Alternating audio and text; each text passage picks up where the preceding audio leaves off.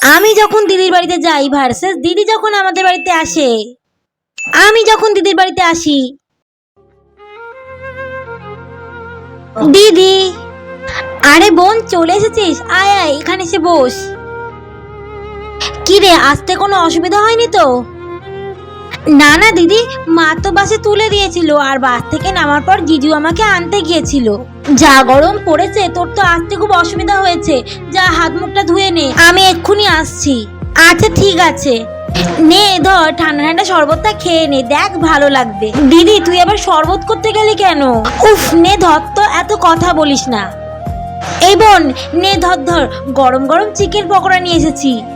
দিদি এতগুলো আমি খেতে পারবো না। চুপ কর, তুই খেতে পারবি না আবার কি?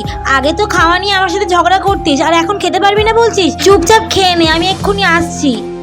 আচ্ছা ঠিক আছে। এই বোন তোর কি খিদে পেয়েছে? আমার তো রান্না প্রায় হয়েই গেছে, শুধু চিকেনটা করলেই হয়ে যাবে। চিকেনটা হলেই তোকে খেতে দিচ্ছি। এই দিদি আমার এখন খিদে পাইনি, আমি এখন কিছু খাবো না, এক্ষুনি তো খেলাম। দাঁড়া তোকে একটু চিকেন কষা দিই। এই দিদি শোন, আমি কিন্তু এখন খেলে কিছু খেতেই পারবো না। উফ, দিদি তো আমার আসার পর থেকে কোনো কথাই শুনছে না। আমি কি করব, আমি কি খাবো? সত্যি দিদি, আমি কিন্তু আজ পেট ভরে খেয়েছি, তুই কিন্তু এখন রান্নাটা বেশ দারুণ করিস। তাই তোর ভালো লেগেছে? খুব ভালো লেগেছে। দাঁড়া তোর জন্য একটা জিনিস আছে, আমি নিয়ে আসছি। কি জিনিস রে দিদি? দাঁড়া না, দেখতেই তো পাবি। এই দেখ, আমি তোর জন্য এই নতুন জামাটা কিনে রেখেছি। আর এই জামাটা তো জিজু আমাকে কিনে দিয়েছে, আমি এখনো একবারও পরিনি। নে এটাও তুই রাখ। আরে দিদি না না, তুই আমাকে জামাটা দিচ্ছিস কেন? আরে রাখ তো, তুই কলেজ টিউশনে যাস তখন পরে যাস। নে এখন একটু ঘুমিয়ে নে, আমাদের এখানে একটা পার্ক আছে, বিকেল বেলা তোকে ঘুরতে নিয়ে যাব। নে ঘুমা। দিদির বাড়ি আসার পর থেকে দিদি আমার কত যত্ন করছে। বিয়ের আগে তো দিদি ওর কোনো জিনিস আমাকে ধরতে দিত না, আর এখন ওর নতুন জামাটাও আমাকে দিয়ে দিচ্ছে দিদি যখন এই বাড়িতে আসে। মা, ও মা, পূজা মা, আয় মা। দিদি এসেছে, এক্ষুনি আমার নতুন মেকআপ আর ড্রেসগুলো এক্ষুনি লুকাতে হবে। ও যদি একবার আমার নতুন ড্রেসটা পছন্দ করে আর মাকে বলে, মা তোকে সেটাই দিয়ে দেবে। তাড়াতাড়ি যাই। এই মোনা, তুই কোথায় যাচ্ছিস? কতদিন পর দিদি এসেছে, দিদির সাথে একটু গল্প কর। আমি ওই জন্য একটু শরবত করে নিয়ে আসি। মা, আমার একটু কাজ আছে, আমি এক্ষুনি আসছি। সারাদিন ফোন দেখিস আর দিদি না আস্তে আস্তে তোর কাজ শুরু হয়ে গেল। চুপ করে বস এখানে।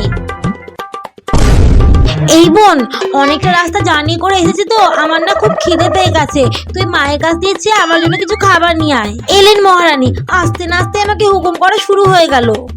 হ্যাঁ যাচ্ছি। বোন তোর লিপস্টিকটা তো খুব সুন্দর, কবে কিনলি? এই তুই এটা নিয়েছিস কেন? রাখ রাখ। বাবা, একটু ধরেছিস জন্য এমন করছিস কেন? আমি কি তোর লিপস্টিক নিয়ে নিচ্ছি নাকি? তুই আমার লিপস্টিকটা রাখ। তুই না বলছিস তোর খিদে পেয়েছে, নে মুড়ি মেখে এনেছি, মুড়ি মাখা খা। কতদিন পর একটু শান্তি মতো বসে ফোন দেখছি। আজকে তো সারাদিন খাবো, ঘুমাবো আর ফোন দেখবো। ধুর ব্যাং, সকাল থেকে থেকে কাজ করতে করতে আর ভালোই লাগছে না। মোনা, এই মোনা। আবার মা ডাকছে, আমি আর পারবো না। ওইদিকে তো মহারানী বসে বসে পায়ের উপর পা তুলে ফোন দেখছে। ওকে গিয়ে বলি মা ডাকছে। এই দিদি, তোকে মা ডাকছে। মা আবার এখন আমায় ডাকছে কেন? মা, ও মা। কি রে মা, কি হলো? মা তুমি আমায় ডাকছো কেন? কতদিন পর একটু ফাঁকা পেয়েছি, ভাবলাম একটু খাবো আর ফোন দেখবো। এই বাড়িতে এসে কি সেটাও পারবো না? না না মা, তুই বস, আমি তো তোকে ডাকিনি। এই তুই নিজে নাকি দিদিকে ডেকেছিস কেন? আমি তো সকাল থেকে কাজ করেই যাচ্ছি, ও তো বসেই আছে। ও একটু কাজ করলে কি হয়েছে? ওর তো বিয়ে হয়ে গেছে, ও তো এই বাড়িতে সারাদিন কাজ করে। এখন একটু এ বাড়িতে এসেছে, এই বাড়িতে কোনো কাজ করবে না। ও, ওর বিয়ে হয়ে গেছে জন্য কাজ করতে পারবে না? আচ্ছা ঠিক আছে, আমিও কোনো কাজ করতে পারবো না। ঠিক আছে, তাহলে তুইও বিয়ে কর। হ্যাঁ হ্যাঁ, কর কর।